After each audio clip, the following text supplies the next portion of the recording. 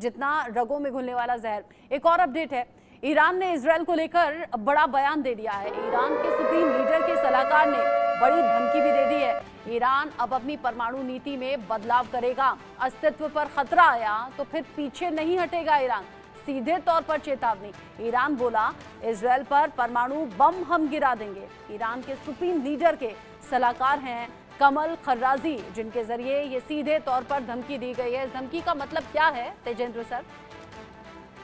जी, धमकी का मतलब वही है जो अमेरिका और इजराइल समझ रहे हैं।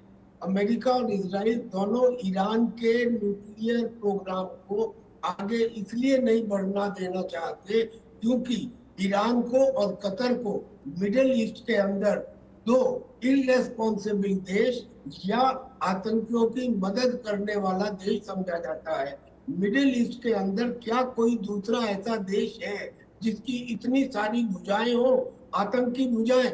इसीलिए ईरान को ऑक्टोपस कहते हैं।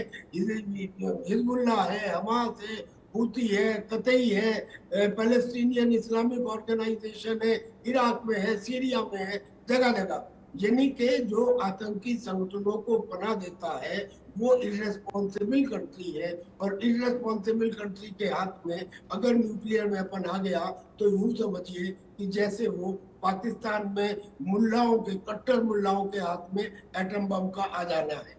तो इसलिए इसको नहीं करने देना चाहते थे।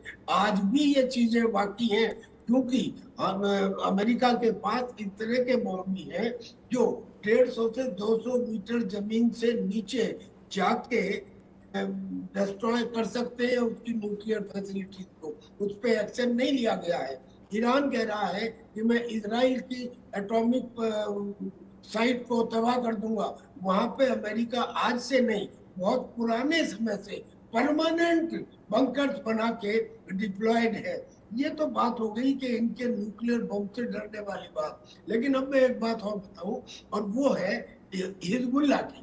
ये बताया जा रहा है कि साहब अब हिजबुल्लाह भी लड़ाई लड़ रहा है। ठीक है, लड़ रहा है, इजराइल और हिजबुल्लाह में हो रहा है, लेकिन हिजबुल्लाह चाहे हमास से 10 गुना ज्यादा ताकतवर हो, मगर उसे हमास के मुकाबले हराना 10 गुना ज्यादा आसान है। कारण ये है कि हिजबुल्लाह यानी के लेबनान के अंदर ना तो इस तरह के शील्ड मिलेंगे उनको जो ह्यूमन शील्ड हमास को मिले हुए नहीं मिलेंगे, क्योंकि वहाँ क्रिश्चियन भी है, शिया भी है, सुन्नी भी है।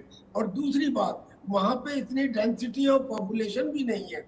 यानी कि अगर इजराइल ने अपने टैंक उतार दिए लेबनान में तो उन्हें लिबर्टी, फ्रीडम ऑफ एक्शन मिलेगा। एक टैंक का जो 20 टैंक नहीं कर पाए हमास में, वो एक टैंक लेबनान में कर पाएगा। और उनके पास एयर पावर तो है ही नहीं, और इजराइल जैसी टेक्नोलॉजी और उस किस्म के एयर डिफेंस सिस्टम तो है ही नहीं। लिहाजा हिजबुल्लाह को हराना कोई बड़ी बात नहीं है। पर सवाल ये है कि अगर मान लीजिए हिजबुल्लाह को भी कंट्रोल कर लिया, हमास को भी कंट्रोल कर लिया, तो फिर हूती है, और फिर अगर इन तीनों को भी कंट्रोल कर लिया तो ईरान का न्यूक्लियर पावर है। लिहाजा ईरान की धमकी को आराम से या हल्के में नहीं लिया जा सकता। ये सबके सामने है। इस तरह के तेवर हैं, हल्के में लेना भी नहीं चाहिए। इन सब के बीच में एक और बड़ा अपडेट है, लेबनान से उत्तरी इजराइल में बड़ा हमला, ऐसी खबर मिल रही है। हिजबुल्लाह ने बरसाए हैं